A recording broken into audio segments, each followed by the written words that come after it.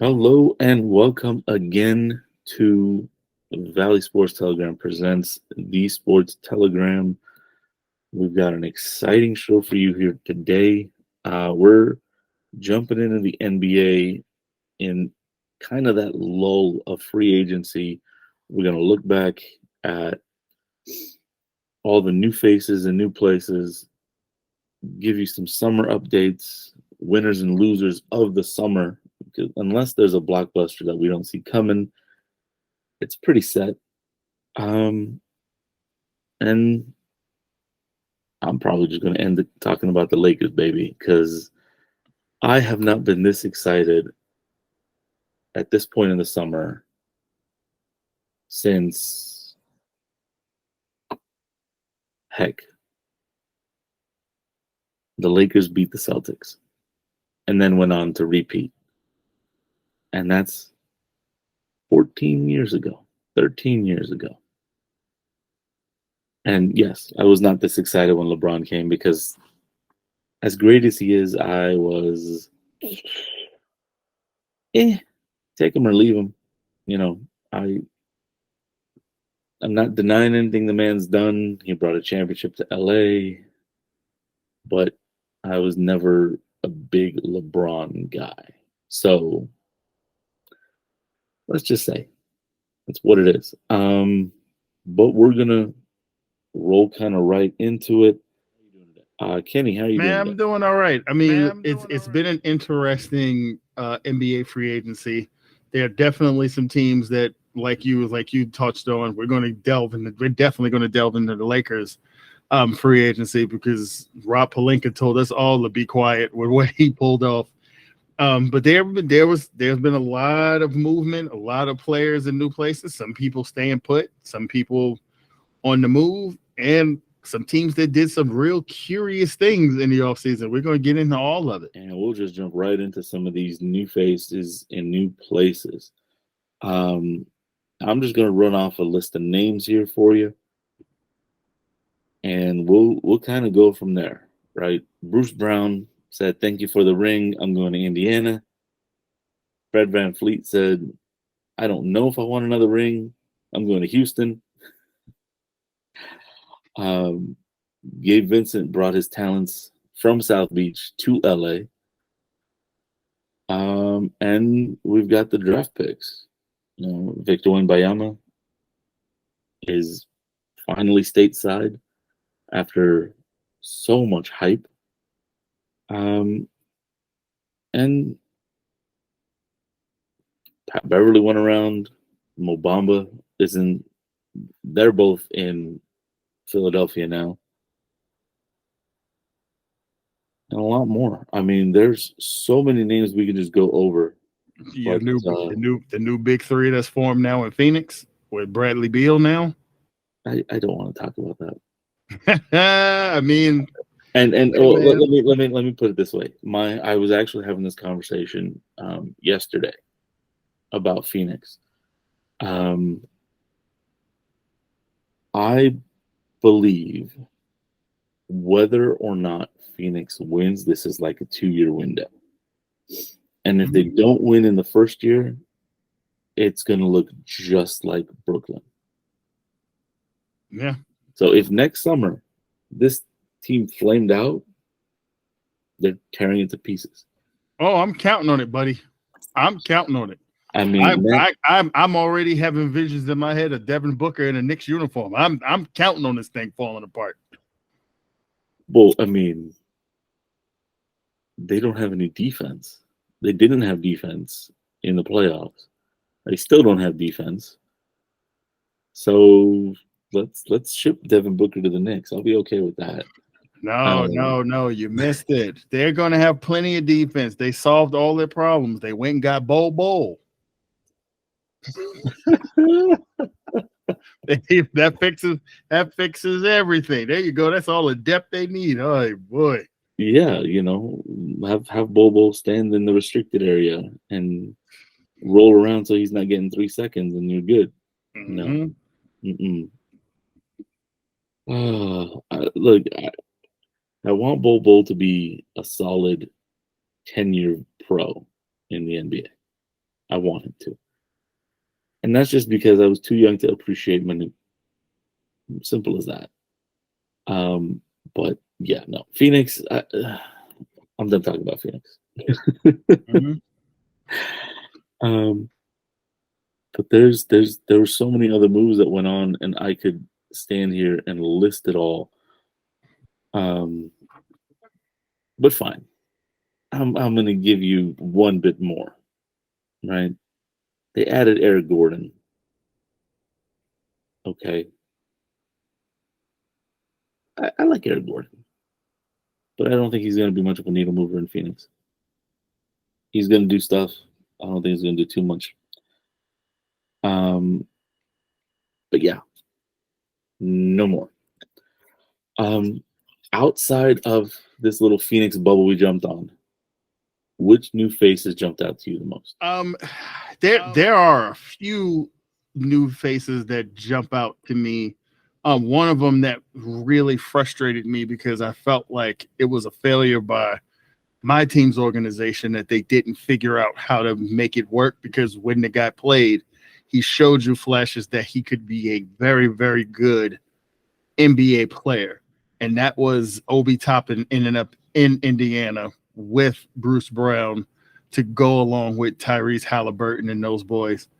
I think that puts Indiana in a position to be a team that I don't know how many wins it translates to in a stacked East, but you can definitely see a vision around that organization and what they want to do. They want to be young. They want to be athletic, because you're talking about Benedict Mathurin down there. They're going to try to run teams out of the building. They're going to be able to defend. They're going to be able to switch everything. They're going to be long. They're going to be athletic. You know what you're getting with a guy like Bruce Brown. You're not necessarily counting on him to be a 20 or 30-point scorer as the contract they gave him would suggest. But you paid that guy because of all the intangibles and the glue that he's going to be with around a young roster. So that's one that's interesting to me. Like you had talked about with Fred VanVleet, maybe he's not chasing rings, or maybe he is. Maybe he's chasing the kind of rings that he can just buy at a jewelry store, because he took that money from the Rockets, and they're intriguing to me. They're intriguing to me because we know what we've seen is they've been bad for a couple of years. They've drafted a couple of players that lend itself to believe that, man, if they hit on these guys in 2 or 3 years, they could be a team that you worry about. But how does that all work with bringing in a veteran like Fred VanVleet, who's probably going to take shots away from Jalen Green and Jabari Walker? Then you throw in the fact that they also gave money to Dylan Brooks, who I don't know if I would have invested there that much with him. So that's intriguing only because that could work, but it could also be a train wreck. Yeah, so those are some of the ones that kind of stand out in terms of new faces and new places. Just to hit back on Phoenix once again, just the idea that you bring Bradley Beal in there, and I feel like you have two guards, but who's going to run point? I think I read a report that Bradley Beal's going to be the point guard. So yeah, we'll see how that works. Yeah, that's so yeah. And I guess Kyrie deciding to stick around in Dallas is interesting. And then bringing in Grant Williams makes a lot of sense. To me, a guy like Grant Williams would have made a whole hell of a lot more sense in a place like Phoenix, where they need a defensive presence. But it made sense that Dallas would go trade for a guy like that when the biggest problem we saw was, yeah, Luka and Kyrie can fill it up, but who the hell can get a stop for them? You traded away all your defensive depth to get Kyrie in the first place. So at least that was a step in the right direction for Dallas to actually go and get a guy who can actually defend multiple positions. So those are the ones at the top of my head that sort of really stand out in terms of new faces and new places in this free agency period. I got a question for you about a new face. Mm-hmm. Your New York Knicks picking up Dante DiVincenzo. Yes. Now before we get into what he can bring, did you know that he played at Madison Square Garden on the same team as Jalen Brunson and Josh Hart. Oh, listen, I'm an East Coast guy. The first name that came to mind in free agency was go get Dante DiVincenzo. Hell, fire Tom Thibodeau and go get me Jay Wright and put him on the bench. Give me all the Villanova. Give me all the Big East tie-ins. I'll take all of them, because what we know of that core group of guys is that they are tough and they fit what New York wants out of their basketball players. Maybe we overpaid for DiVincenzo a little bit, but it's okay. We needed 3-point shooting. We needed a guy who could defend on the perimeter, and we saw what he did for Golden State last year. I think he's going to fit in just fine with Brunson and with Josh Hart and those boys in New York.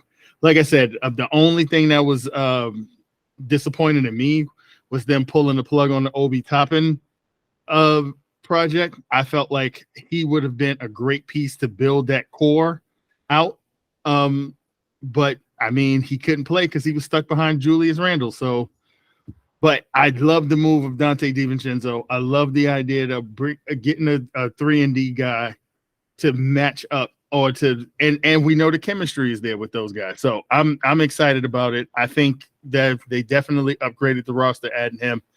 I know a lot of people think we're a little guard heavy, but listen, in the NBA, it's all about guard play. So I'm okay with it. I mean, if your wings and guards can't get it done, you got problems.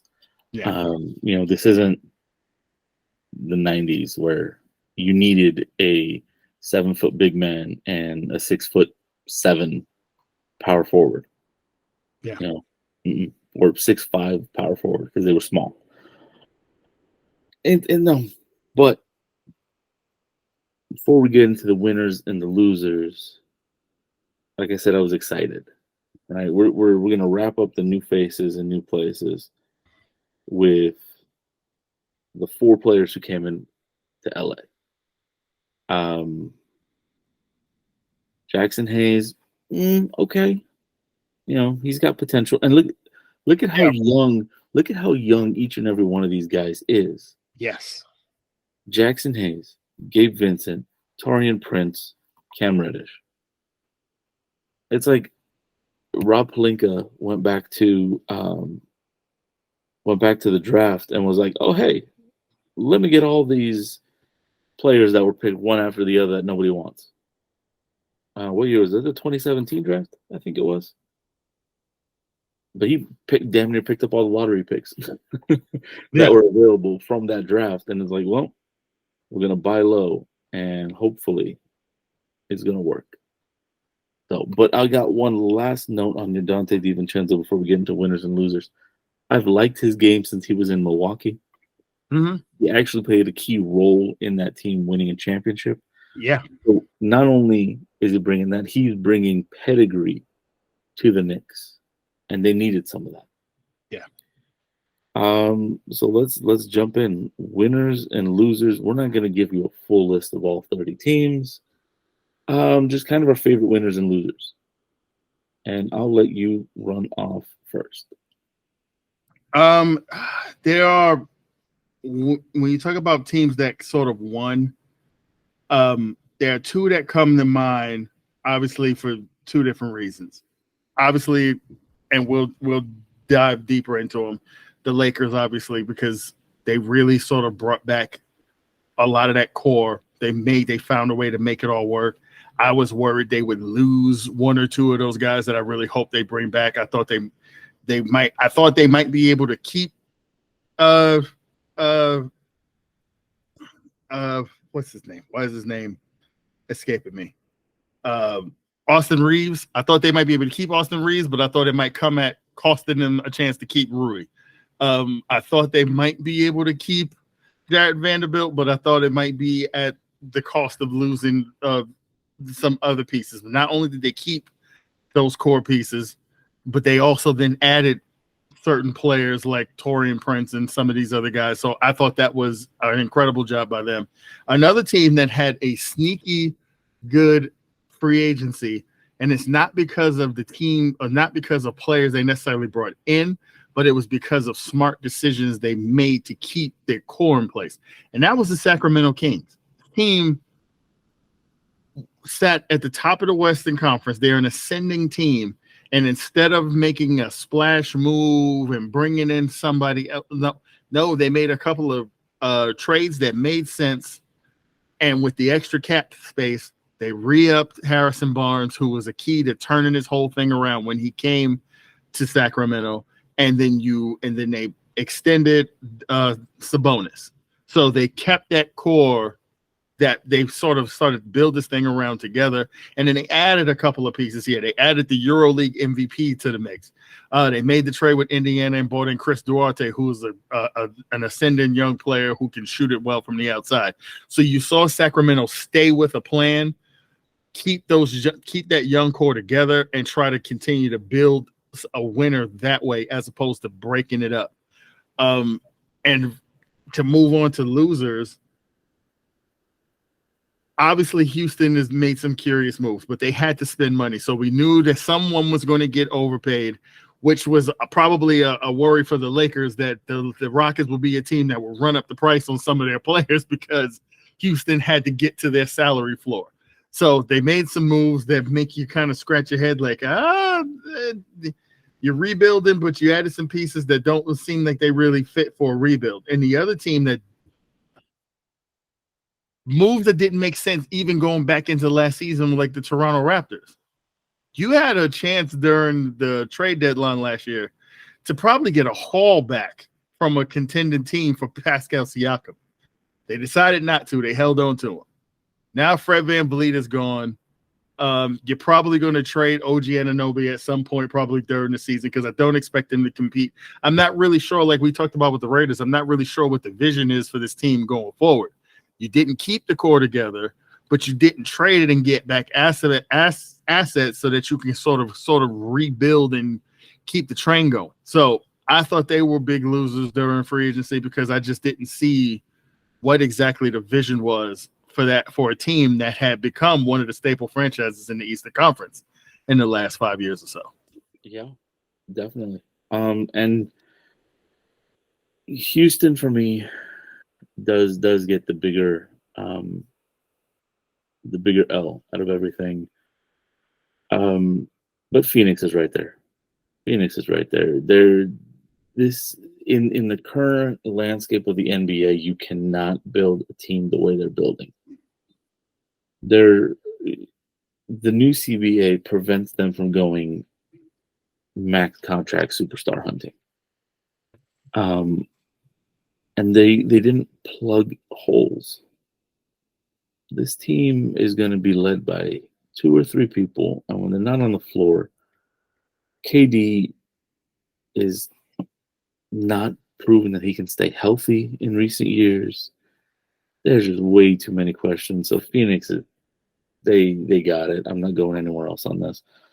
Damian Lillard gets an incomplete for me. I don't want to give either which way. He finally, after all these years of will he, won't he, asked out, and then he said, "Oh, I'm only want to go to Miami." Really? And I mean, Portland, rightfully so. They said, "Well, okay, we'll trade you when we trade you. It doesn't have to be now. We might trade you at the deadline. We might trade you next offseason. Trade your rights at that point when he's a free agent." So, it is what it is. He's, unless he expands his options to have some kind of bidding war, Portland's not going to move him. Not until they absolutely have to. And the problem with how they've kind of gone about this is you've had teams that sort of, because of moves they made in free agency, you got to be able to take on his albatross of a deal in terms of how much of your cap it's going to eat. So like that, I think that's one of the big issues with Miami. We love to have him, but what's it going to cost him? To get him, you're going to have to match those deals, right?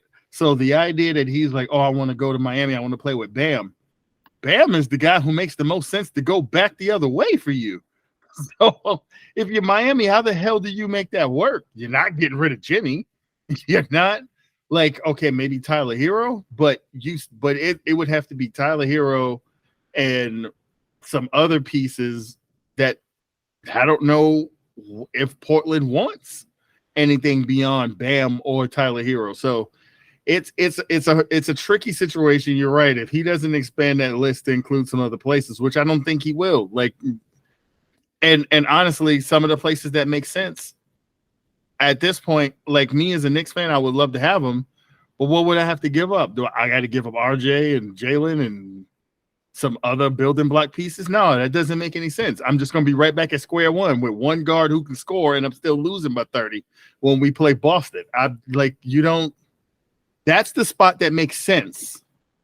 If Jaylen Brown signed a max extension and then they did a sign and trade, that could probably make sense as a 1-for-1 swap. But I don't know, man. It's weird to make a trade request and you got one team on your list. It's like the whole Aaron Rodgers thing with the Jets. It's like, okay, that's the one place you want to go, but it's a game of chicken at this point. I'm not going to let you fleece me. But so what do you do? I mean, the Pelicans fleeced the Lakers for Anthony Davis, and that's the only place he was going. But at that point, you're talking. This is a Lakers team that operates on superstar or bust. So they're always going to be bidding against themselves. But at least with the Pelicans, you could say, okay, they got, what did they get? They got Lonzo, they got BI, they got the Josh Hart. Like, they knew, okay, we're giving him up. Okay, if we hit on one of these guys, okay, it might feel like it's worth it because this guy don't want to be here. We can get a star back. When you look at Miami's roster, who the hell is Portland looking at and saying, okay, if you give me him, okay, I'm getting rid of Dame, but I'd be satisfied. It's Bam, and that's it. Yeah, no, exactly. And that he is the only really desirable piece that would go the other way. Yeah. And sorry, Dame, I guess you're going to be playing in Portland again. Just simple as that. There's no two ways about it there. My big winner, and we touched on it, and I'm going to go in depth right now. Rob Pelinka is the big winner. He won the offseason. Done. Not only did he keep the band together and only lost a Dennis Schroeder, who he replaced. Mm-hmm. Right? All of his losses were marginal. Lonnie Walker, the fourth, great. Outside of a game 4, he didn't do anything. You know, that fourth quarter when he went off, it got him a starting nod the next game, and he was okay. You always knew what that was. He played himself into, and good for him, he played himself into making sure he got picked up somewhere, but he wasn't going to fit in staying with the Lakers. No. But and here's the thing, like Rui Hachimura, before the playoffs, I believed the Lakers were going to renounce his cap hit because his cap hold was $18 million. I believe they were going to renounce his cap hold and sign him to like an $8 million deal. And then he goes off in the playoffs. And they still came in under the cap, under the cap hold. And they got him for 15-7. So what does that do? That saves them $2.3 million against the cap based on that hold. Right? Austin Reeves, they paid him pretty well. And then everybody else is sensible. And the big reason why he gets the biggest win out of everybody is the Lakers are currently, as constructed, $2.5 million under the luxury tax. You have a team with 13 players that you don't have to worry about dipping into the tax bill. And the way salary caps aggregate throughout the year, if they don't sign anybody until December and they sign them to a veterans minimum, they stay under the cap. Mm-hmm. They could sign somebody for $2 million and stay underneath that if they keep it open for half the year. Oh, yeah. And we forgot, right? They've got a couple two-way players that are complete and utter studs based on what they did. I mean, Colin Castleton. Lakers want another center. He's right there. And guess what? They can play him for 50 games before they have to toll his contract and make it an NBA contract. Wait a minute. That comes after the halfway point. Yeah. DeMoy Hodge, Colt Swider, if either of these two really kind of go off, hey, guess what? The Lakers can stretch and stretch and stretch. And with this roster, stay in that 3, 4, 5 area of the Western Conference before they get these guys into guaranteed contracts. Namely, Castleton is the one I think is going to make it work. You know, they worked out all those bigs at the end of last year, and they didn't sign one until the eve of the playoffs. Why? I found out looking back on it, Rob Pelinka, yeah, he handcuffed the team, but he had a greater game plan outside of, we're not winning this year. No way the Lakers are winning last year. If they somehow miraculously got past Denver, then yes, I think they beat Miami. But I don't think the Lakers, and we even said it in our previews of that series, the Lakers were not going to get past the Nuggets. They just weren't. So you look at it and you go, well, if we can get to the Nuggets in the conference final, that's a win, and we'll rebuild from there. And not rebuild, but kind of, take the edges and fix what they did. And he did it while staying under the luxury tax threshold. That is the key to me right there. He has pieces that are better, and he stayed under there. He gets an A+ as a winner. And I mean, for me, that kind of segues us right into the Lakers in our third segment. But I'll let you kind of take it before I jump back in and go crazy here. No. And because the only thing I'm going to add to that is, especially when you look around the league and specifically look at what happened to the world champs, who good on them, they got it done, but because they paid Jamal Murray and they paid Jokic and they paid Aaron Gordon, they lost so much depth in the offseason to where it feels like, yes, as long as you have Jokic, you're going to be in the mix. But now I look at them compared to the Lakers, that they don't have the depth on paper right now to play with the Lakers.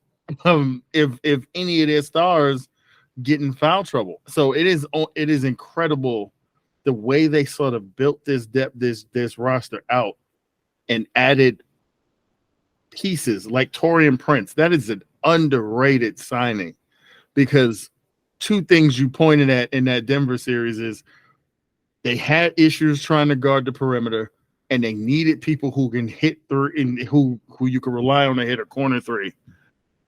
That guy does both of those things. He's still in this league because that's what Taurean Prince does. He has managed to stay on NBA rosters as a young veteran because he is the prototypical 3-and-D player. So they addressed, not only did they keep pieces, like you said, addressing needs on top of that was incredible. It was an incredible job done by this team. Yeah.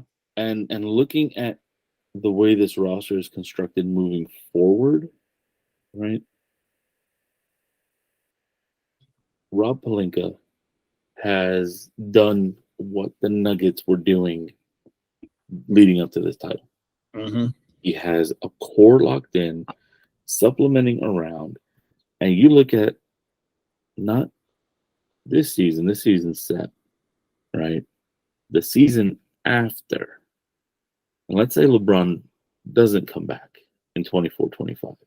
Mm-hmm. You still got AD, you still got Rui, you still got Reeves, you still got Vincent, you got Hood-Schifino, you got Jackson Hayes, Cam Reddish, Maxwell Lewis. You have everybody else who's on this roster basically still there. And what do? You add around. Now, guess what? If LeBron walks, now you can find your next key star to pair with AD. Yeah. You know, unless one of these guys develops into the next star, I don't think Hood-Schifino is going to be there yet. No. You know, but Reeves is only going to get better. But the point is if LeBron walks after this coming season, this team is still in good shape. You don't have to blow it up to rebuild. You still have a pretty decent team. You just need to add one piece. That piece is not going to be LeBron James, but LeBron James at 38, 39, pushing 40 years old, is not the LeBron James that won a title in the bubble. Mm-hmm. So you can find somebody who does a lot of the things he does at way less than $50 million. Yeah. So, yeah, I'm 100% on there. Pelinka's done great. And I want to talk a little bit about Max Christie. Late round pick. This is what the Lakers have done in the last few years with Austin Reeves. And they did it before with, he's on the Bulls and I can't even think about his name now. Oh, Caruso? Yeah, Caruso. And they did it with THT. And they shipped him out. Taylor Horton Tucker, they shipped him out and got something good back for him. Right? Juan Toscano Anderson. These are people that were, well, why do they have to be? Because the Lakers traded all their first-round picks. Mm-hmm. Yeah. And they've hit time and time and time again. Did they hit on studs? No. But they hit on useful players that were pieces that were used in trade that brought them back.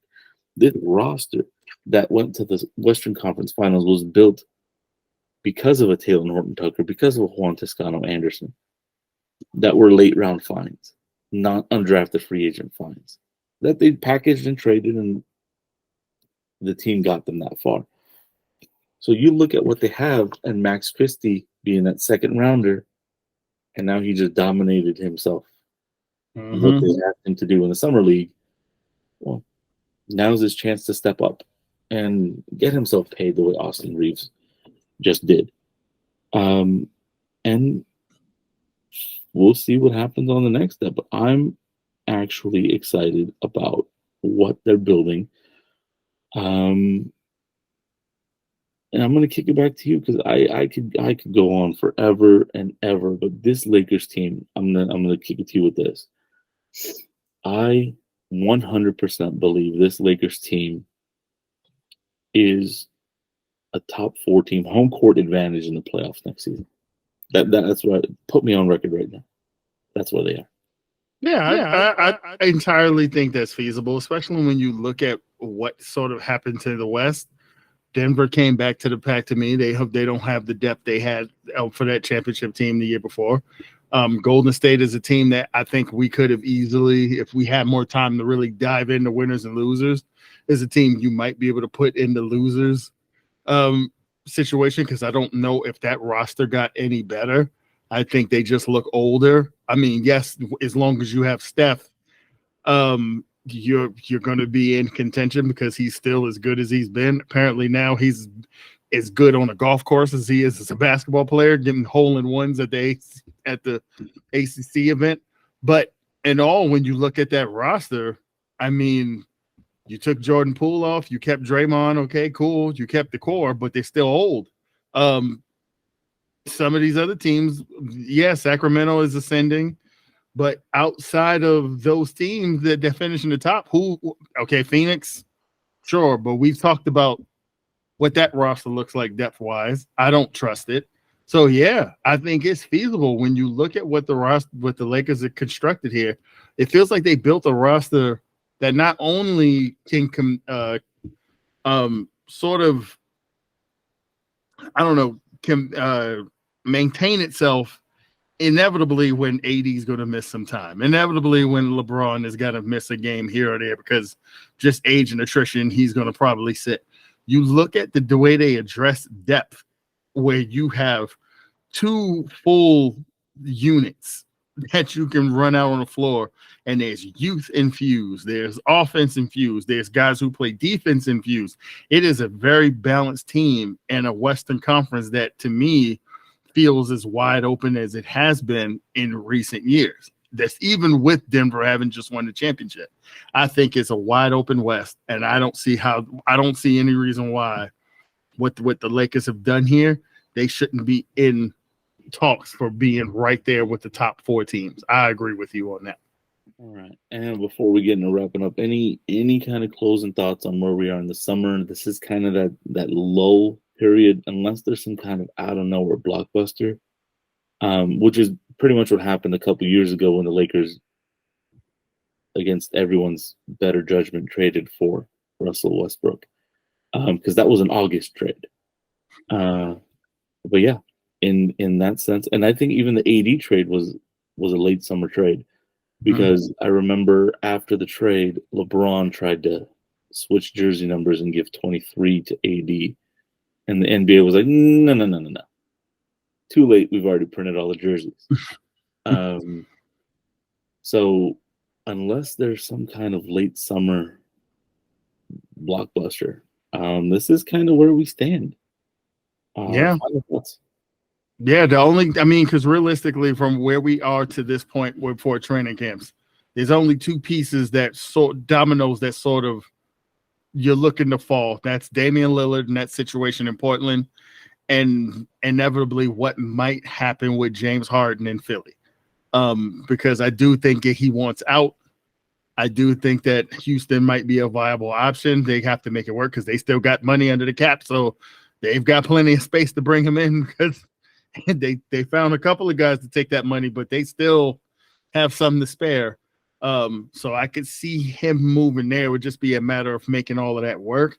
But outside of that, it's just going to be a matter of seeing how these teams sort of shape up as we go into this new NBA season. Because, like I said, with those new faces and new places, you're talking about new coaches in places. You're talking about Monty Williams taking over in Detroit with that young crew. So I think we've seen the major movement outside of maybe one of those 2 guys maybe inevitably going to places we expect them to go. But I think we're pretty much set, and from here until we rock and roll in the training camps in September. All right. And well, with that, thank you for taking the time to hear us pontificate about the NBA, gush over everything Rob Pelinka and the Lakers did in free agency and setting it up for what looks like to be a pretty strong core moving forward. And like we always say, if you like what you hear, hit that like button, subscribe, hit the notification bell. You know when these things drop. We're going to bring you out a lot more. We will have a full NBA preview going into training camp, but that's still about 2 months away. Yeah. And in the meantime, like I said, we're back. We're back from hiatus. We're going to be pumping out this content more and more and more. We may even have a special guest who pops in with us as we move into the fall. And we're going to give you guys all the content. We're going to give you everything you want to talk about. Like I said, pay attention. We're going to have NFL previews coming up as we get through towards the end of the training camps as well. So just stay tuned, man. We got a lot more coming for you guys down the pipe. As always, thanks for watching. Thanks for listening. Have a good one. Peace.